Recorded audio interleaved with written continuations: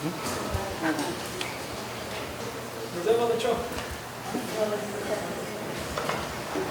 Chao.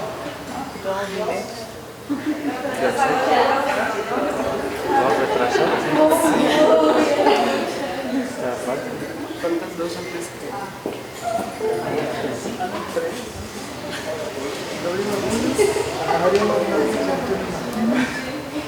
José Antonio siente todo el mundo solo. Lo que había dicho en los días.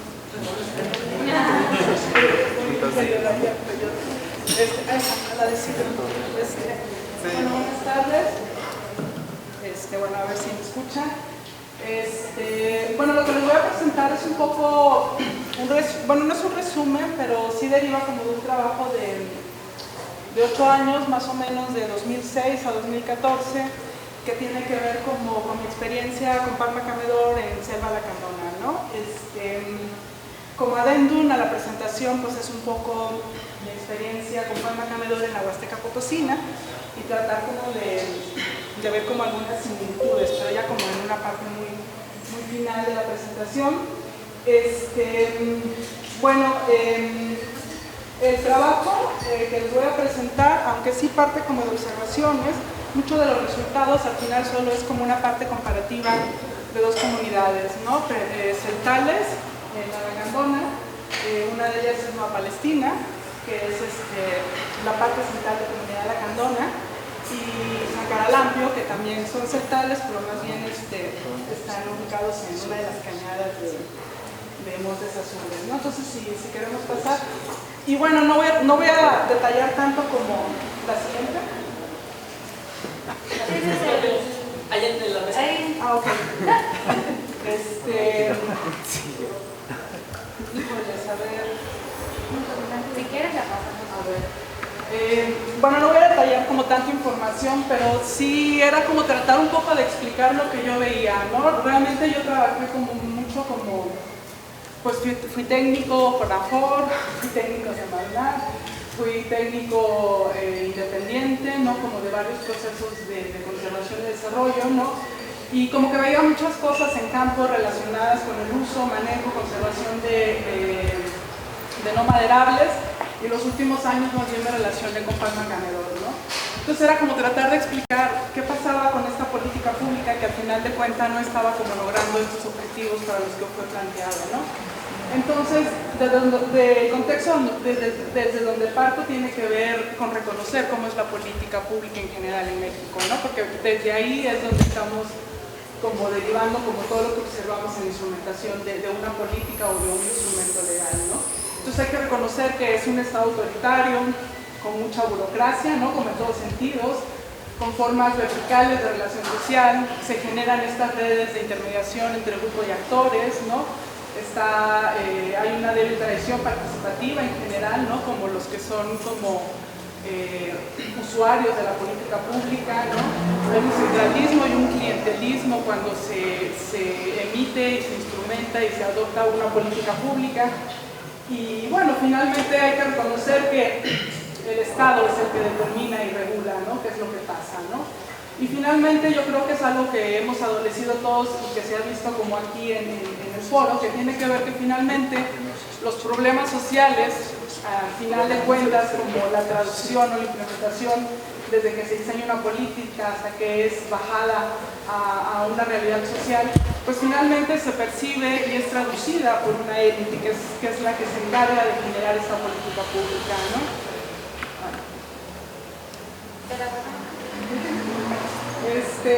La otra que quisiera como señalar y desde donde se analiza tiene que ver con intervenciones de desarrollo y políticas, ¿no?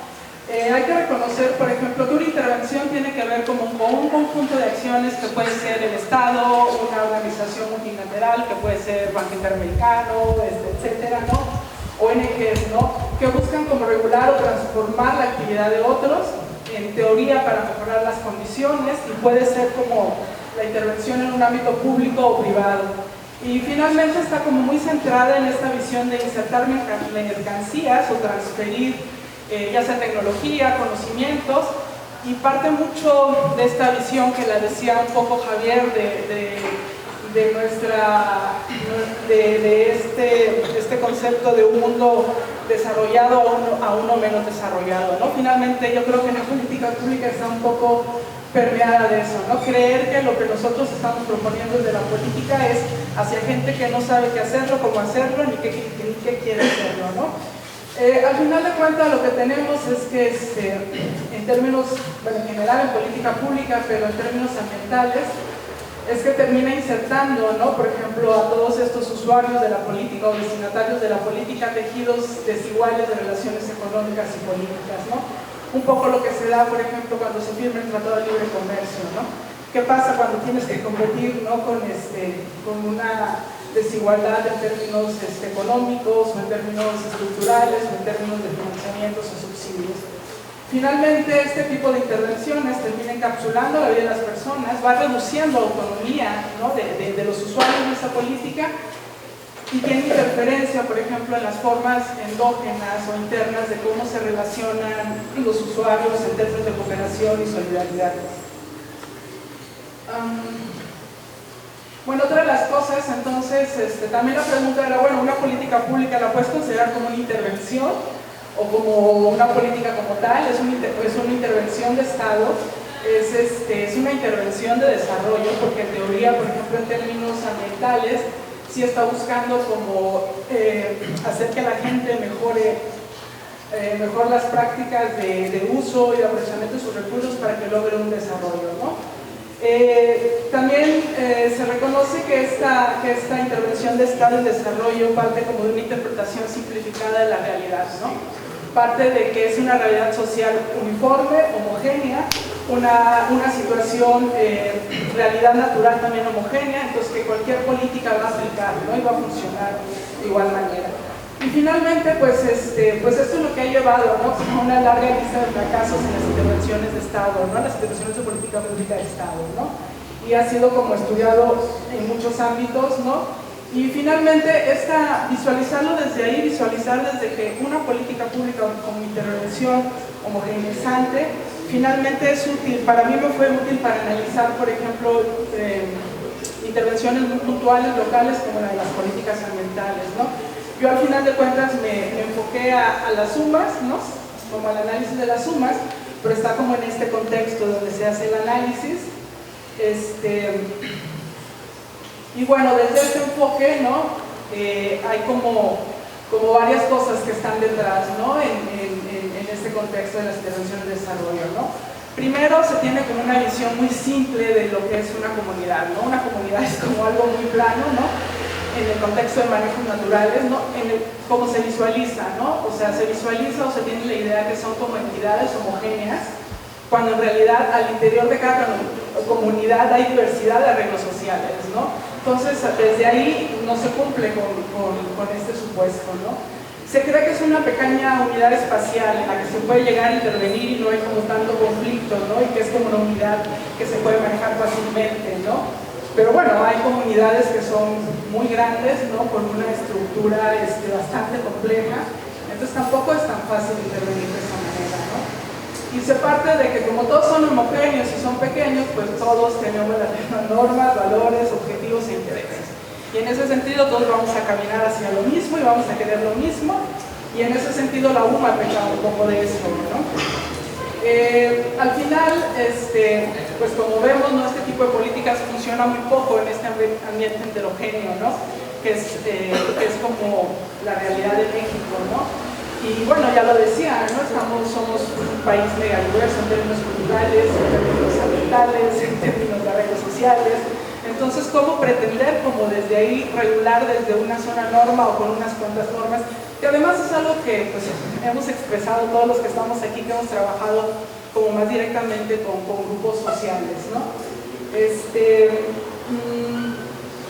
Bueno, ya se había dicho, ¿no? Como intervención de Estado, una política pública. Los supuestos en los que está basado, por ejemplo, la política ambiental, que no distan mucho de los supuestos de otras de las políticas, es que que los usuarios o destinatarios de esta política están en igualdad de condiciones, es decir, tienen como la misma capacidad o el mismo capital, por llamarlo así, ¿no? Social, por ejemplo, para gestionar o cabildear o hacer como arreglos que les ayuden como a lograr como el objetivo de conservación y desarrollo a través de un instrumento, ¿no? O que tienes el mismo capital económico y vas a poder hacer los mismos trámites, ¿no? O que tienes las mismas habilidades para entender toda la tramitología, que la gente de Semarnat te dice, pues si solo son 8 requisitos o 6, es casi nada, ¿no? O sea, dices, claro, pero si tienes como que solventarlo en el día a día, ¿no? Pues resulta que sí te puede llevar 1 año, 2 años, por ejemplo, ¿no? Y la otra que tiene que ver y que me parece que es como muy importante es que en propiedades sociales, y es importante porque finalmente el 60-70% de la cobertura forestal está en propiedad social, ¿no? Entonces no es cosa mínima que nos posicionemos desde ahí. Es que la regulación del uso común de los recursos naturales no es como una arena neutra, sin conflictos, ¿no? Más bien todo el tiempo hay que estar negociando, depende de la comunidad, del espacio, de la situación, del momento, puede ser como muy conflictivo o no, ¿no? Lo que veía, por ejemplo, un poco detrás del diseño de la UMA o política ambiental, sin duda nace, ¿no? Y tiene su fortaleza en el seno de este paradigma internacional del desarrollo sustentable, más o menos como en la época, ¿no? De mediados de los 90s, ¿no? Que además surge como un instrumento importante en México, ¿no? Y que bueno, finalmente actualmente es un concepto muy discutido, ¿no? Que tendría que ser replanteado y tendría que ser transformado, ¿no? Pero bueno, es parte de la discusión, ¿no? Bueno, Gonzalo no quería como usar el término neoliberal, pero para mí finalmente sí este paradigma está ajustado a un sistema económico neoliberal, ¿no? Donde se dice que finalmente la parte de integración al mercado de los recursos naturales como parte del sistema económico dominante es como la manera de hacer conservación, y para mí desde ahí es donde tendría que venir la crítica un poco también al instrumento, ¿no?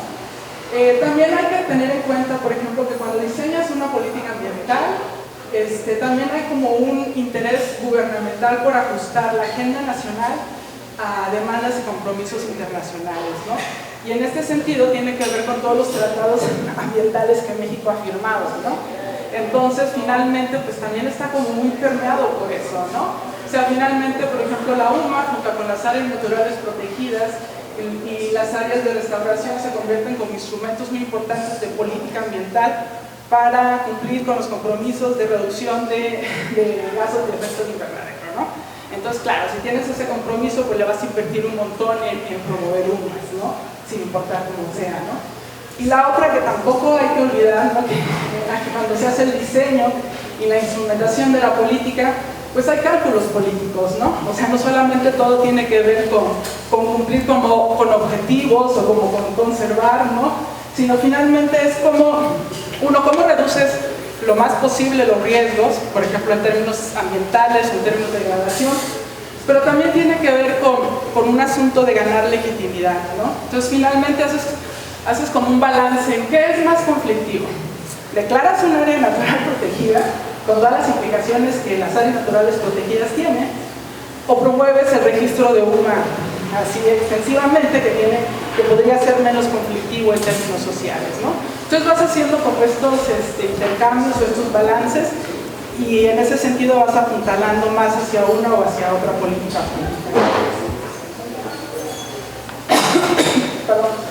Finalmente, bueno, eso es cuando se hace el diseño, ¿no? Cuando piensas qué hacer, cuál es como el mejor mecanismo para diseñar una política que cubra como la parte de conservación y desarrollo. Finalmente, cuando se instrumenta, que esa es la parte que todo el mundo ha dicho acá, ¿no? Una cosa es cuando la diseñas y la piensas, ¿no? Y la otra es cuando llega a la realidad, ¿no? Cuando llega al campo, ¿no? Finalmente llega a una situación, a un ambiente que no es inerte, ¿no? Está como, pues es un ambiente vivo, ¿no? Y ahí cuando llega al campo social finalmente es mediada, es transformada por los actores, por sus estructuras, intereses, relaciones, momentos que les conviene, que no. Es un proceso que continuamente está siendo negociado, que está siendo construido socialmente, ¿no? O sea, la política pública no queda como en algo muerto, ¿no? La hora que llega como a las comunidades finalmente se convierte en algo totalmente distinto a lo que se tiene como diseñado o planteado en papel, ¿no? ¿Por qué? Porque llega a una realidad múltiple, ¿no? O sea, México de norte a sur, desde diversidad de ecosistemas, ¿no? Pero también con diversidad de percepciones culturales, intereses, luchas continuas, comunidades que son como más armónicas y con mayor gobernanza al interior, ¿no? Comunidades que son totalmente, pues con procesos de rupturas muy fuertes, ¿no? Entonces finalmente a eso llega una bomba y esas son como las cosas importantes que una política tendría que tomar en cuenta a la hora que vas a evaluar, ¿no? Cómo funciona. Finalmente son la instrumentación de la política pública cuando llega a las comunidades o al campo social son dos mundos distintos, ¿no? Se encuentran dos mundos distintos con intereses como muy diversos, ¿no? Y a veces encontrados, y es normal que haya conflicto y tensión, ¿no? Y bueno, una de las cosas importantes que hay que entender es que, por ejemplo, en la instrumentación de una política pública, pues no siempre va a ocurrir igual en todas las comunidades. Cada comunidad va a tener su particularidad, va a tener como, sí, sus particularidades, pero también va a haber como, va a haber cosas que van a ser muy similares y que se empiezan a generar patrones, ¿no? En este sentido, por ejemplo, la política pública ambiental y en el caso de la UMAP es una creación colectiva, ¿no? Entre lo que se diseña y lo que llega y el resultado final, ¿no? Aquí nada más un poco en términos como de recursos forestales no maderables, bueno, ha sido como se ha insertado mucho en el campo de los productos integrados de conservación y desarrollo dentro de este paradigma de desarrollo sustentable, ¿no? En la idea de que es una oportunidad de incrementar ingresos, ¿no? Para las poblaciones que dependen de eso. Sin embargo, pues no es así tan fácil, ¿no? No porque uses un producto forestal maderable y insertes al mercado vas a ganar un recurso, ¿no? Finalmente, cuando la política pública que regula como esta incorporación de recursos al mercado y cómo se da la dinámica social comunitaria, pues por un lado se origina y se modifica por un lado en cómo accedes al mercado, ¿no? ¿Cuál es la certeza que tienes en la tenencia de la tierra, el capital, la mano de obra, las capacidades, la confianza, la reciprocidad al interior de cada comunidad que recibe?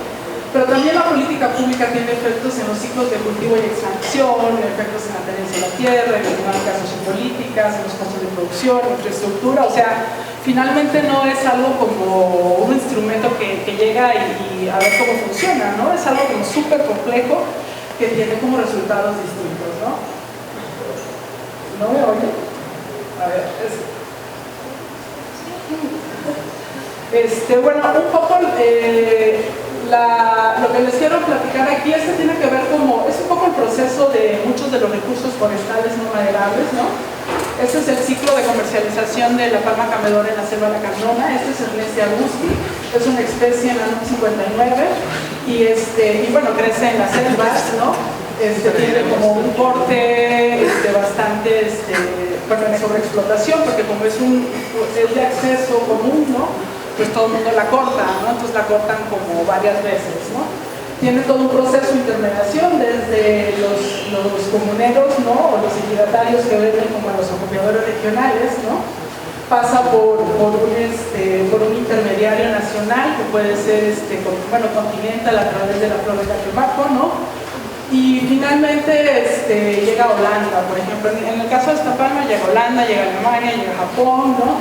Y se vende, ¿no? Hasta arriba finalmente es una subasta de follajes y flores, ¿no? Entonces hasta Holanda, en mercados de este tipo, ¿no? Donde pues es una ruedita, cada quien ofrece un precio y el mejor postor es quien se lleva como los carritos del producto, ¿no?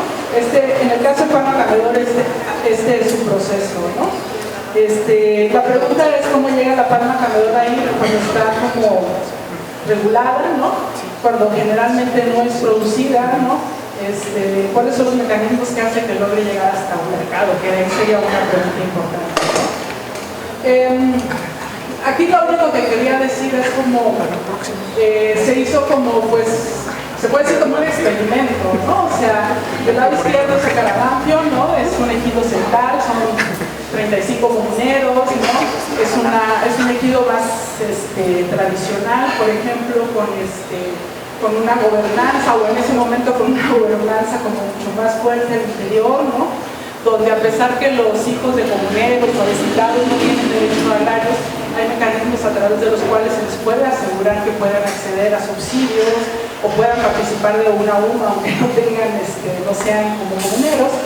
Y la de la izquierda, pues es la Asamblea de Nueva Palestina, ¿no? O sea, la comunidad más grande en la selva de la Candona, por lo menos, ¿no? Estaríamos hablando de 15.000, 18.000 gentes, ¿no? Con una asamblea de 800 comuneros, ¿no? Y entre todos esos comuneros están como los no derechosos que cortan palma y lo venden a un acopiador interno de la comunidad, y ese acopiador interno lo vende a un acopiador más grande que en ese momento era el presidente del comisariado comunal, por ejemplo, y ese lo vende, por ejemplo, al mercado nacional, ¿no? Entonces al final hay como una serie de intereses y tienes que entrar a estos dos procesos de negociación.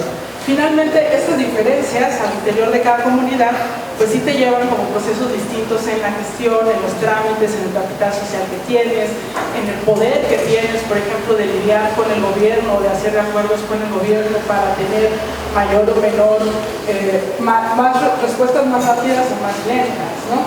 Esto se hizo todo un registro etnográfico, fue un proyecto de 3 años financiado por CONACYT y CONAFOR. Ahí habría que decir que hubo dinero, por ejemplo, yo estuve como técnico, no hubo dinero para hacer como toda la parte de trámites, gastar como el dinero que se tuviera que gastar, hacer los 20.000 viajes que hubiera que hacer, si se tenía que ir a México, si se tenía que negociar con un montón de gente, se hacía, pero había un dinero detrás. La mayor parte de las comunidades que tienen que entrar a un proceso de este tipo no cuentan con eso, ¿no?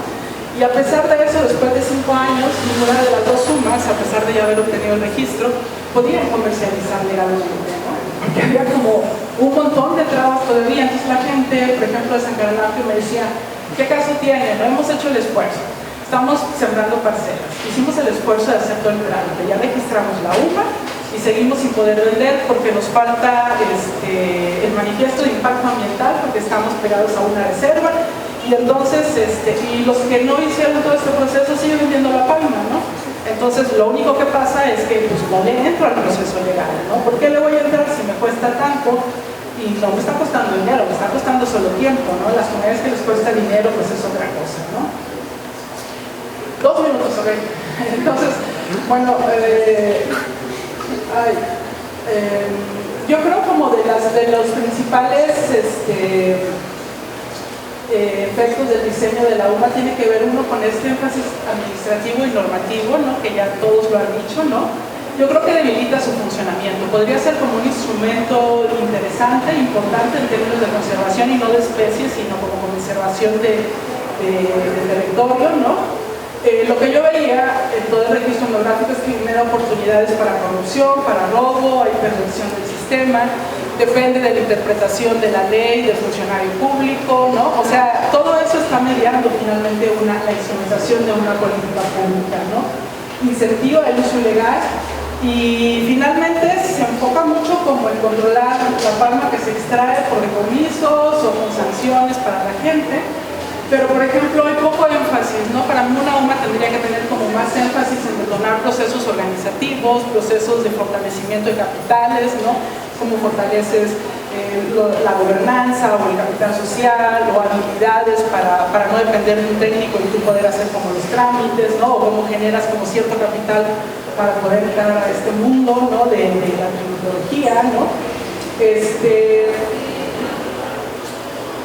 Y bueno, o sea, de lo que yo veía de las sumas por todo lo que pasaba en campo, ¿no? Finalmente tiene que ver cómo promueve el manejo de recursos a través de un esquema lineal, ¿no? Parte que un propietario es dueño de un recurso, ¿no? Y eso no sucede en México, ¿no? O sea, no pasa así, sobre todo por lo que yo veía en el sur, ¿no? Y lo que veía es que había como todo un sistema de propiedad, de esquemas de trabajo, todo un entramado donde, aunque no tengas derecho agrario, yo soy tu padre, respondo ante ti en la asamblea, esto te permite poder manejar el recurso, te da el subsidio, ¿no? Y son acuerdos de asamblea que hacen que funcione, ¿no? Y de repente viene Semarnat y te dice, no, pues tú no puedes estar en la UMA porque no eres derechoso, entonces te sales, ¿no? Entonces son como cosas que dices, órale, o sea, si se está logrando como resolver estos problemas que presentan la instrumentación de este instrumento, ¿no? Al interior de las comunidades, ¿por qué tienes que llegar y decir, no, tienes que cumplir tal cual dice la ley, ¿no? Y bueno, habría que partir, ¿no? Que para las comunidades tendrían que tener este capital importante para como dirimir como todos estos conflictos que se dan en torno al manejo de este recurso, porque finalmente no a todos nos conviene o no a todos les conviene el uso legal de un recurso, ¿no? A los acopladores obviamente pues mejor te vas por la libre porque entonces ganas menos, por ejemplo, o al mercado quizás, ¿no? Siempre lo pongo acá, ¿no? Esa es mi percepción personal en ese momento, ¿no? Pero para mí la Semarnat favorece como el establecimiento de UMAs en propiedades privadas, ¿no? O sea, realmente es más fácil, los requisitos legales los solventes es más fácil cuando estás como en una propiedad privada que no tienes que gestionar, ni acordar, ni cabildear con nadie, que en propiedad social. Y curioso, ¿no? Porque el enfoque de la UMA es la conservación de áreas forestales a partir, y quienes son como los principales dueños, ¿no? O los que se encuentran en las áreas forestales son propiedades sociales, ¿no? Entonces, para Chiapas, o sea, nada más vimos esto, en 2012 solo se financió una UMA en propiedad social y para 2013 todas fueron exclusivamente propiedad privada. Es más fácil, ¿no? Pero claro, cuando tú haces como el análisis del SUMA, dices, bueno, no importa si es propiedad social o privada, ¿no? En el SUMA dices, tienes tanta superficie registrada bajo UMA, entonces cumples con tantas metas, ¿no? Entonces palomita, ¿no? Entonces,